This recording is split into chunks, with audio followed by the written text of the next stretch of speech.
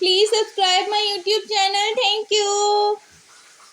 100 साल पुराना गांव जहां हर वक्त हरियाली ही हरियाली होती थी।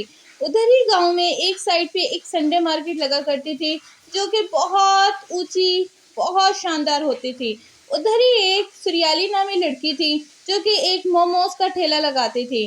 तभी सुशीला और उसका पति वहां से गुजर रहे थे और उनका बहुत दिल करता है कि वो मोमोज खाएं, मगर सुशीला अपने पति को मना कर देती है कि हम ये मोमोज नहीं खा सकते। मैंने सुना है कि ये मोमोज खाते ही बंदे या गायब हो जाते हैं या तो हमें नजर ही नहीं आते। तभी उसका पति उसको इस बात पर चुप करवाता है और कहता है ये सब सुनी सुनाई बात है। अगर तुम्हारा दिल कर रहा है तो खा लेते हैं बेगम। मुझे तुम्हारी खुशी से ज्यादा अजीज कुछ नहीं है।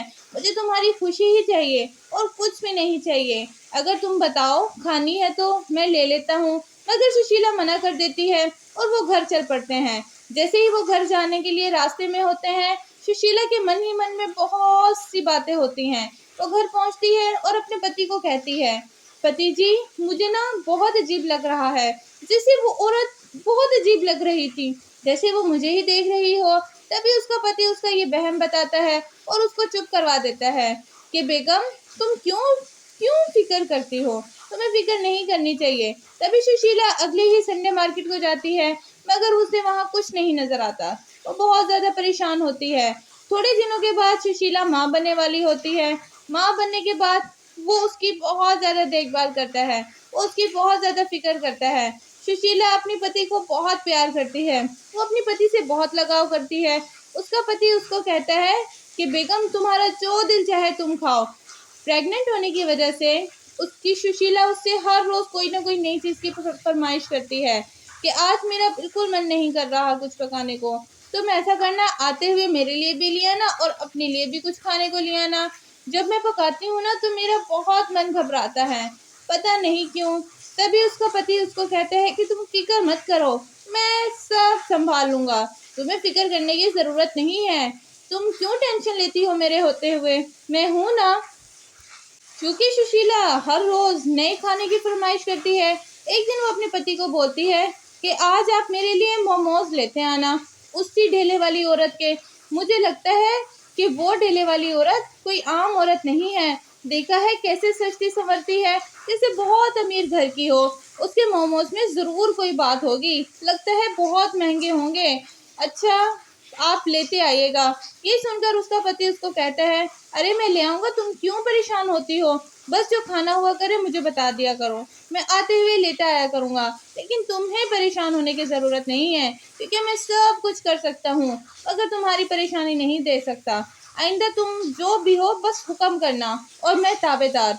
तभी सुशीला उसे कहती है कि हाँ, आते हुए लेते आना, अब इतनी छोड़ी मत करो। ये सुनकर वो चल पड़ता है और जैसे ही वो रास्ते में रुकता है, उससे वो लड़की नजर आती है जो कि मोमोज बेच रही होती है। वो सोचता है कि क्यों ना मैं थोड़े बहुत इसी से ले लूं, क्या मैं दूर जाऊं, इतनी दूर शहर में मार्केट में जाना पड़ेगा। और वैसे भी सुशीला ने इसी औरत के कहा था कि मोमोज खाने हैं, चलो ले लेता हूँ। ऐसा करता हूँ, थोड़े बहुत खुद खा लेता हूँ और एक प्लेट पैक करवा लेता हूँ, क्या फर्क पड़ता है, चलो मैं खा ही लेता हूँ।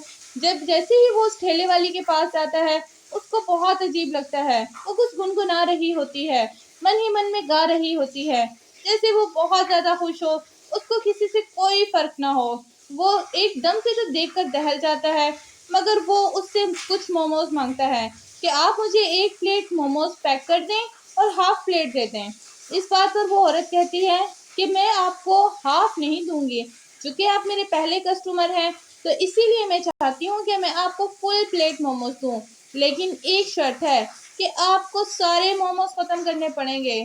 तभी वो सुनकर बहुत हैरान हो जाता है कि ये मुझे मुफ्त में क्यों दे रही है, हो सकता है मैं इसका पहला ही ग्राहक हूँ, इसीलिए ये इतनी खुश हो रही है और इतने सस्ते दे रही है। वो फौरी तौर पर मान जाता है कि मुझे क्या फर्क पड़ता है, मुझे तो मुफ्त में मोमोज मिल रहे हैं इतने, मैं तो खाऊंगा और खूब मजे लूंगा। तभी वो औरत उसको कहती है कि आप फिक्र मत करें, मैं आपको पैक भी कर दूंगी और आप खा भी जाइएगा जितना आपका दिल करे, मगर प्लेट पूरी खत्म करनी है। अगर आपने प्लेट खत्म ना की तो मैं नाराज हो जाऊंगी, और जब मैं नाराज होती हूँ तो बहुत कुछ बुरा हो जाता है। तभी वो मोबाइल उठाता है, मगर वहाँ मोबाइल के सिग्नल्स नहीं आ रहे होते। जैसे वो कोई बहुत पुरानी गुफा हो जहाँ मोबाइल के बिल्कुल सिग्नल ना आ रहे हों। वो थोड़ा सा अजीब तो लगता है, मगर वो उसको हामी भर लेता है कि आप मुझे मोमोज दें, मुझे बहुत लेट हो रहा है, मैंने अपने घर जाना है, मेरी पत्नी भूखी है और उसने भी खाना खाना है और उसने आज मोमोज का ही कहा था, तो मुझे लेके जाना ज़रूरी है और मैं लेट हो रहा हूँ, आप मुझे दें। ये सुनकर वो उसको मोमोज बना कर दे देती है। फुल प्लेट भरी होती है। वो उसको पकड़ता है और मोमोज खाना शुरू कर देता है। जैसे ही वो मोमोज खाता है, वो ख़त्म ही नहीं होते। हर मोमोज में जैसे एक और मज़ीद बढ़ता जा रहा हो। वो उन मोमोज को जैसे ही ध्यान से देखता है, औरत का भी रंग बहुत फीका होता जाता है, जैसे कोई डरावनी शक्ल होती जा रही हो और औरत की आवाज़ भी बहुत डरावनी और भारी होती जा रही होती है। वो बहुत ज़्यादा घबरा जाता है कि ये उसके साथ क्या हो रहा है। उसके पाँव वहीं जम जाते हैं, जैसे ज़मीन पर जम गए हों, लेकिन उसे कुछ समझ नहीं आ रहा होता कि उसके साथ ये हो क्या रहा है। जैसे ही वो मोमोज को ध्यान से देखता है, उस पर कीड़े चल रहे होते हैं। तभी उस लड़की की शक्ल एक भयानक रूप में बदल जाती है। वो इतना ज़्यादा घबरा जाता है, वो उन मोमोज को वहाँ फेंकता है और वो भाग जाता है। जैसे ही वो अपनी बाइक पर बैठकर भागने लगता है, वो फ़ौरन से पलटकर उसी औरत के सामने आ जाता है। उसे नहीं समझ आ रही होती क्या हो रहा है। वो बहुत ज़्यादा घबरा जाता है। वो उसको कहता है कि मैंने तुम्हारा क्या बिगाड़ा है? वो डरावनी शक्ल वाली भूतनी कहती है कि अपने मोमोज तो लेते जाओ, कहाँ जा रहे हो? ऐसा सुनकर वो वहाँ से आँख बंद करके निकल जाता है। जैसे ही उसको कोई नज़र ही ना आ रहा हो, वो उससे बहुत ज़्यादा घबरा जाता है, क्योंकि उसने आज से पहले इतनी भयानक शक्ल कभी नहीं देखी होती। वो इतना खौफज़दा हो जाता है, वो मन ही मन में भगवान की पूजा करने लगता है। वो उससे कहता है कि मैंने तुम्हारा क्या बिगाड़ा है? मैंने तुम्हारा कुछ नहीं बिगाड़ा, मुझे जाने दो। भगवान के वास्ते मुझे जाने दो, मैं तुम्हारा कुछ नहीं बिगाड़ता। वो ज़ोर-ज़ोर से रोने लगता है, मगर वो चुड़ैल उसकी एक नहीं सुनती, वो उसकी एक नहीं मानती। वो कहती है आज मेरा बदला पूरा होगा। वो आँखें बंद करता है और वो वहाँ से गुज़र जाता है। जैसे ही वो वहाँ से गुज़रने लगता है, सामने 2 पुलिस वाले खड़े होते हैं, वो उसको रोक लेते हैं। जैसे ही वो उसको रोकते हैं, वो अपनी आँखें खोलता है और वो उसको सारा मामला बताता है कि मेरी कोई गलती नहीं है। मैं जानता हूँ रूल्स फ़ॉलो करना कितना ज़रूरी है। ये मेरी गलती नहीं है, मैं आँखें बंद करके बाइक नहीं चलाना चाहता, मगर एक चुड़ैल ने मेरे साथ बहुत बुरा सलूक किया है। मुझे लगता है वो मुझे मार डालेगी। आप मुझे बचा लें, मैं आपसे झूठ नहीं बोल रहा। आप मेरे साथ चलें, मैं आपको दिखाता हूँ। वो चुड़ैल है, उधर एक ढाबा लगा हुआ है जहाँ चुड़ैल होती है। वो उनको लेकर उस ढाबे के पास जाता है, मगर वहाँ कोई ढाबा नहीं होता, ना ही कोई मोमोज़ वाली होती। पुलिस वाले उसको बहुत ज़्यादा घबराते हैं और बहुत ज़्यादा डाँटते हैं कि तुम हमारा ध्यान भटकाना चाहते हो, तुम हमें बेवकूफ़ समझते हो, तुम्हें लगता है कि हमारे पास अकल नहीं है।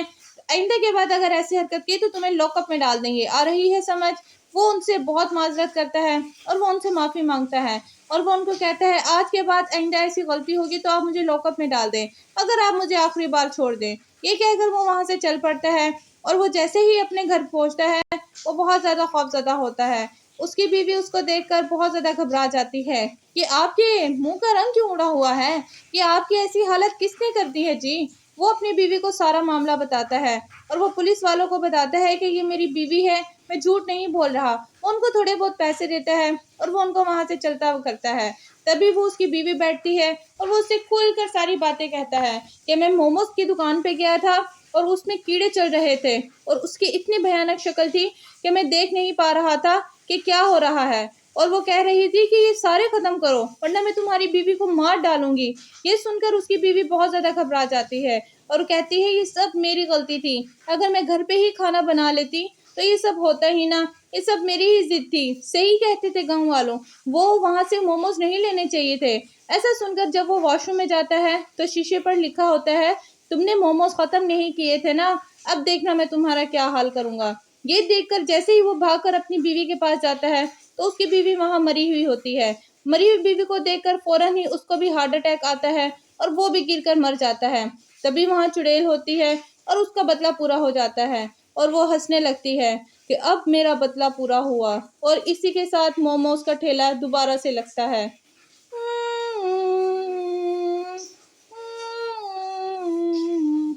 Like, share, comment, subscribe. Thank you.